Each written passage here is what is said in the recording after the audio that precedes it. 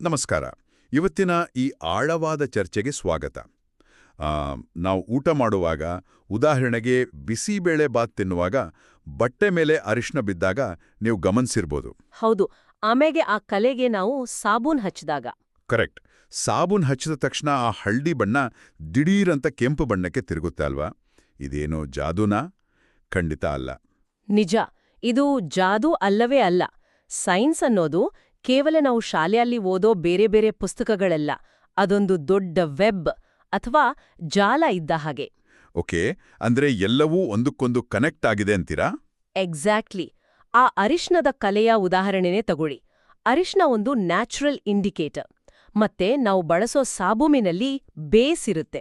ಇವೆರಡೂ ಸೇರಿದಾಗ ಓಹೋ, ಅಂದ್ರೆ ಅಲ್ಲಿ ಒಂದು ಕೆಮಿಕಲ್ ರಿಯಾಕ್ಷನ್ ಆಗಿ ಬಣ್ಣ ಕೆಂಪಾಗುತ್ತೆ.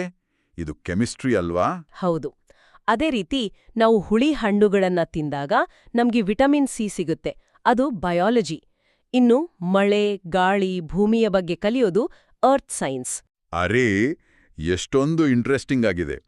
ಇದನ್ನ ಇನ್ನಷ್ಟು ಸುಲಭವಾಗಿ ಅರ್ಥ ಮಾಡ್ಕೊಳ್ಳಕ್ಕೆ ನಮ್ಮ ಮನೆ ಆಚೆ ಇರೋ ಒಂದು ಮರದ ಉದಾಹರಣೆ ತಗೋಬೋದಾ? ಖಂಡಿತ ತಗೋಬಹುದು. ಒಂದ್ ಸಣ್ಣ ಬೀಜ ಮೊಳಕೆಯೊಡೆದು ದೊಡ್ಡ ಮರವಾಗಿ ಬೆಳೆಯೋದು ಬಯಾಲಜಿ. ಆ ಮರದ ಎಲೆಗಳು ಸೂರ್ಯನ ಬೆಳಕನ್ನ ಬಳಸ್ಕೊಂಡು ಊಟ ಮಾಡ್ಕೊಳ್ಳೋದು, ಅಂದ್ರೆ ಆ ಆಹಾರ ತಯಾರಿಸ್ಕೊಳ್ಳೋದು ಕೆಮಿಸ್ಟ್ರಿ. ಹಾದಲ್ವಾ? 100% ಸರಿ. ಆದ್ರೆ ನನಗೊಂದು ಡೌಟ್ ಬರ್ತಿದೆ. ಮರದ ಬೇರುಗಳು ಮಣ್ಣಲ್ಲಿರೋ ನೀರನ್ನ ಹೀರ್ಕೊಳ್ತೆ.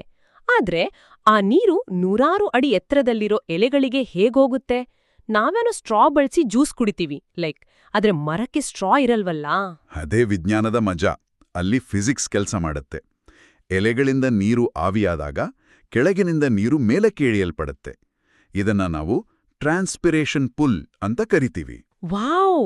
ಅಂದ್ರೆ ಸ್ಟ್ರಾದಲ್ಲಿ ಎಳನೀರು ಮೇಲ್ಬರೋ ಥರನೇ ನೀರು ಮೇಲಕ್ಕೆ ಹೋಗುತ್ತೆ. ಒಂದೇ ಮರದಲ್ಲಿ ಬಯಾಲಜಿ, ಕೆಮಿಸ್ಟ್ರಿ ಮತ್ತೆ ಫಿಸಿಕ್ಸ್ ಮೂರೂ ಒಟ್ಟಿಗೆ ಕೆಲಸ ಮಾಡ್ತಿದೆ. ಹೌದು, ಸೈನ್ಸ್ ಹೀಗೆ ಪ್ರತಿಯೊಂದಕ್ಕೂ ಕನೆಕ್ಟ್ ಆಗಿದೆ. ನಾವು ದಿನನಿತ್ಯ ಬಳಸೋ ವಸ್ತುಗಳನ್ನ ಅವುಗಳ ಪ್ರಾಪರ್ಟೀಸ್ ಮೇಲೆ ಹೇಗೆ ಆಯ್ಕೆ ಮಾಡ್ತೀವಿ ಅನ್ನೋದು ಕೂಡ ವಿಜ್ಞಾನನೇ. ಅರ್ಥ ಆಯ್ತು. ಅಂದ್ರೆ ಈಗ ಮೊಳೆ ಹೊಡಿಯೋಕೆ ನಾವು ಕಬ್ಬಣದ ಸುತ್ತಿಗೆನೆ ಬಳಸಬೇಕು. ಹತ್ತಿ ದಿಂಬಿನಿಂದ ಮೊಳೆ ಹೊಡಿಯೋಕ್ಕಾಗಲ್ಲ. ಕರೆಕ್ಟ್. ಯಾಕಂದ್ರೆ ಕಬ್ಬಣಕ್ಕೆ ಹಾರ್ಡ್ನೆಸ್ ಅನ್ನೋ ಪ್ರಾಪರ್ಟಿ ಇದೆ. ಹಾರ್ಡ್ನೆಸ್ ಜೊತೆಗೆ ಕಂಡಕ್ಟಿವಿಟಿ ಕೂಡ ಬಹಳ ಮುಖ್ಯ. ನಮ್ಮ ಮನೆಗಳಲ್ಲಿರೋ ಎಲೆಕ್ಟ್ರಿಕ್ ವೈರ್ಸ್ ನೋಡಿ. ಆ ವೈರ್ಸ್ ಒಳಗೆ ತಾಮ್ರ ಅಂದ್ರೆ ಕಾಪರ್ ಇರುತ್ತೆ. ಯಾಕಂದ್ರೆ ಕಾಪರ್ ಒಂದು ಒಳ್ಳೆ ಕಂಡಕ್ಟರ್ ಅಲ್ವಾ? ಎಕ್ಸಾಕ್ಟ್ಲಿ. ಅದು ವಿದ್ಯುತ್ತನ್ನ ಸುಲಭವಾಗಿ ಹರಿಯೋಬಿಡುತ್ತೆ. ಮತ್ತೆ ಆ ಕಾಪರ್ ವೈರ್ ಮೇಲೆ ಪ್ಲಾಸ್ಟಿಕ್ ಕವರ್ ಇರುತ್ತೆ. ಪ್ಲಾಸ್ಟಿಕ್ ವಿದ್ಯುತ್ತನ್ನ ಹರಿಯೋಕ್ ಬಿಡಲ್ಲ, ಸೊ ನಮಗೆ ಶಾಕ್ ಹೊಡಿಯಲ್ಲ. ನಿಜ. ನಮ್ಮ ಬಟ್ಟೆಗಳ ಟೆಕ್ಸ್ಚರ್ ಮತ್ತೆ ಕಲರ್ ಕೂಡ ಹೀಗೇನೆ. ವಿಜ್ಞಾನಿಗಳು ಈ ಎಲ್ಲಾ ಪ್ರಾಪರ್ಟೀಸ್ನ ಚೆನ್ನಾಗಿ ಅರ್ಥ ಮಾಡ್ಕೊಳ್ಳೋಕೆ ವಸ್ತುಗಳನ್ನ ಮೆಟಲ್ಸ್ ಮತ್ತೆ ನಾನ್ ಮೆಟಲ್ಸ್ ಅಂತ ಕ್ಲಾಸಿಫಿಕೇಶನ್ ಮಾಡ್ತಾರೆ. ಓಕೆ, ಅಂದ್ರೆ ಕಬ್ಬಣ, ತಾಮ್ರ ಇವೆಲ್ಲ ಮೆಟಲ್ಸ್, ಮತ್ತೆ ಪ್ಲಾಸ್ಟಿಕ್, ಮರ ಇವೆಲ್ಲ ನಾನ್ ಮೆಟಲ್ಸ್. ಬರುತ್ತೆ ಅನ್ನೋದಕ್ಕೆ ಒಂದು simple electrical circuit best example ಅಲ್ವಾ? ಖಂಡಿತ. ಒಂದು ಚಿಕ್ಕ ಬಲ್ಬ್ ಬಳಕೋಕೆ ಏನೆಲ್ಲ ನಡೆಯುತ್ತೆ ಯೋಚನೆ ಮಾಡಿ. ಫಸ್ಟ್ ನಮಗೊಂದು ಬ್ಯಾಟ್ರಿ ಬೇಕು. ಬ್ಯಾಟ್ರಿ ಒಳಗೆ ರಾಸಾಯನಿಕ ವಸ್ತುಗಳು ಇರುತ್ತೆ. ಅಂದ್ರೆ ಅಲ್ಲಿ ನಡೆಯೋ ಕೆಮಿಕಲ್ ರಿಯಾಕ್ಷನ್ ಇಂದ ಎನರ್ಜಿ ಸಿಗುತ್ತೆ. ಇದು ಕೆಮಿಸ್ಟ್ರಿಯ ಕೆಲಸ. ಹೌದು. ಆಮೇಲೆ ಆ ಬ್ಯಾಟ್ರಿಯಿಂದ ಬಲ್ಬ್ಗೆ ಎಲೆಕ್ಟ್ರಿಕ್ ಎನರ್ಜಿನ ಸಾಗಿಸೋಕೆ ನಮ್ಗೆ ವೈರ್ಸ್ ಬೇಕು. ಸೊ ಅಲ್ಲಿ ನಾವು ಕಾಪರ್ನಂತಹ ಒಳ್ಳೆ ಕಂಡಕ್ಟರ್ನ ಯೂಸ್ ಮಾಡ್ತೀವಿ.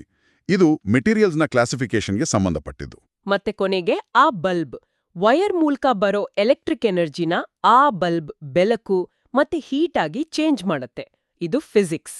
ಅರೆ ವಾವ್! ನಮ್ಮ ಮನೆಯ ಟಿವಿ ರಿಮೋಟ್ನಲ್ಲಿರೋ ಬ್ಯಾಟ್ರಿಯಿಂದ ಹಿಡಿದು ಪ್ರತಿಯೊಂದರಲ್ಲೂ ಇಷ್ಟೆಲ್ಲ ಸೈನ್ಸ್ ಅಡಗಿದೆ ಅಂದ್ರೆ ನಿಜಕ್ಕೂ ಆಶ್ಚರ್ಯ ಆಗುತ್ತೆ. ಅದೇ ಸೈನ್ಸ್ನ ಬ್ಯೂಟಿ. ವಸ್ತುಗಳ ಪ್ರಾಪರ್ಟೀಸ್ ಮತ್ತೆ ಕ್ಲಾಸಿಫಿಕೇಶನ್ನ ಅರ್ಥ ಮಾಡ್ಕೊಂಡ್ರೆ ಈ ಪ್ರಪಂಚ ಹೇಗೆ ಅದ್ಭುತವಾಗಿ ಕೆಲಸ ಮಾಡ್ತಿದೆ ಅಂತ ಸುಲಭವಾಗಿ ತಿಳಿಯುತ್ತೆ. ಹೌದು. ಸೊ ಮುಂದಿನ ಬಾರಿ ಆಕಾಶದಲ್ಲಿ ಹಾರೋ ಹಕ್ಕಿನ ನೋಡಿದಾಗ ಒಮ್ಮೆ ಯೋಚನೆ ಮಾಡಿ. ಅದು ತಿಂದ ಆಹಾರ ಜೀರ್ಣ ಆಗಿ ಶಕ್ತಿ ಸಿಗೋದು ಬಯಾಲಜಿ. ಆದ್ರೆ ಗಾಳಿನ ಸೀಳ್ಕೊಂಡು ರೆಕ್ಕೆ ಬಡಿಯುತ್ತಾ ಆಕಾಶದಲ್ಲಿ ಹಾರೋದು ಫಿಸಿಕ್ಸ್. ಖಂಡಿತ. ಹೀಗೆ ಪ್ರಕೃತಿಯ ಪ್ರತಿಯೊಂದು ಕೆಲಸದಲ್ಲೂ ಸೈನ್ಸ್ನ ಬೇರೆ ಬೇರೆ ಮುಖಗಳು ಹೇಗೆ ಒಟ್ಟಿಗೆ ಸೇರಿದೆ ಅಂತ ಹುಡುಕೋದೇ ಒಂದು ದೊಡ್ಡ ಸಾಹಸ.